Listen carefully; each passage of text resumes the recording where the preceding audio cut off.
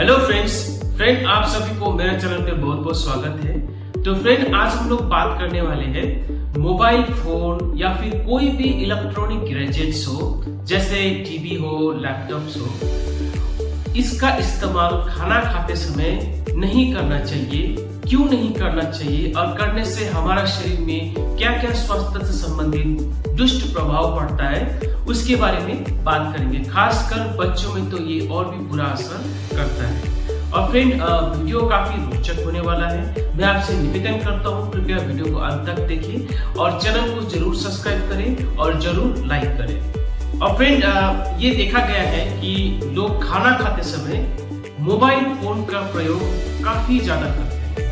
तो देखिए, ये मोबाइल फोन का प्रयोग करने से इसका हमारा शरीर में खासकर पाचन प्रणाली, डाइजेस्टिव सिस्टम को ये काफी असर करता है। देखिए, जैसे आप कुछ खाते हैं तो पाचन प्रणाली जो होता है, कार्य जो होता है हमारा मुंह से शुरू होता है। यानी कि जैसे हम खाना खाते हैं तो मुंह के अंदर जो लाला रस होता है उसको हम लोग सलाइवा बोलते हैं। और जैसे हम खाना को चबाते हैं तो उस वक्त ही डाइजेशन यानी कि पाचन प्रणाली का जो काम होता है वो शुरू हो जाता है।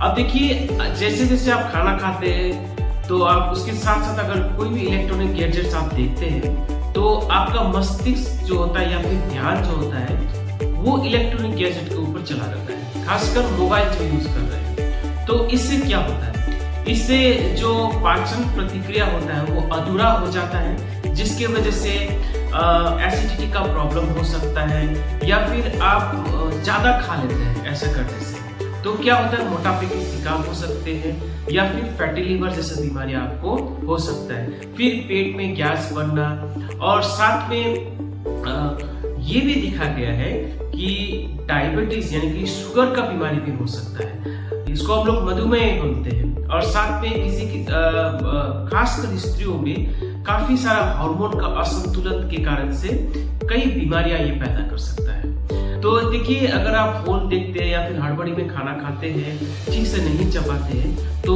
खाना जो होता है हमारा सांस का नली में घुसने का डर होता है। तो इससे क्या होता है, आप सांस नहीं ले पाते हैं, उसको हम लोग बोलते हैं चोकिंग। और गंभीर परिस्थिति में इंसान का मौत भी होता है। तो याद रखिए, इलेक्ट्रॉनिक गैजेट्स जो होता है, खासकर मोबाइल का, कोई भी चीज अगर खाते हैं तो उस समय पे इस्तेमाल ना करें। और साथ साथ में आपको जो खाने का जो स्वाद होता है वो भी आपको ठीक से पता नहीं चलता, क्योंकि आपका ध्यान जो होता है ज्यादा आपका इलेक्ट्रॉनिक गैजेट में होता है, ना कि खाने में होता है। अब देखिए, बच्चों में तो ये और भी बुरा असर करता है। बच्चों में जो होता है, बच्चों को जैसे बढ़ता बच्चा होता है, वो बच्चा का जो होता है अलग अलग खाने का जो स्वाद होता है उसको पहचानना बहुत जरूरी होता है।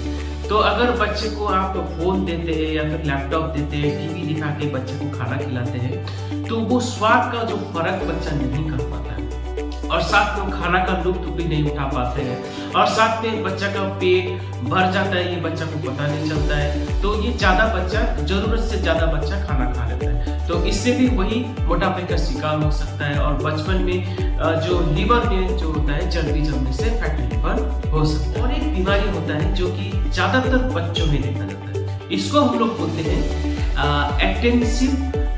Attention deficit hyper activity disorder. तो इसमें 3 लक्षण बच्चों में देखा जाता है। सबसे पहले होता है इनअटेंशन, यानी कि बच्चा को ध्यान एकत्र करने में बच्चा को परेशानी होता है, यानी कि कंसंट्रेशन करने में परेशानी होता है।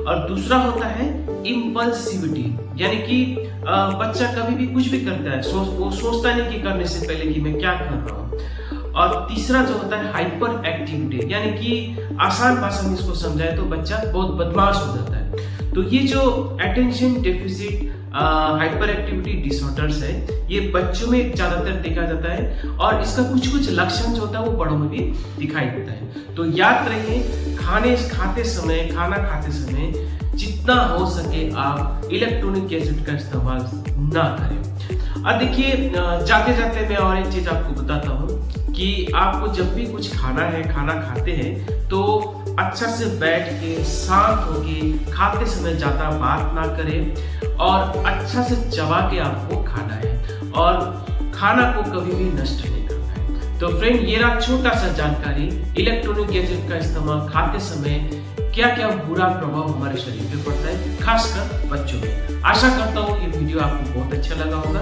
ऐसे ही वीडियो लेके हम फिर आएंगे, तब तक के लिए धन्यवाद।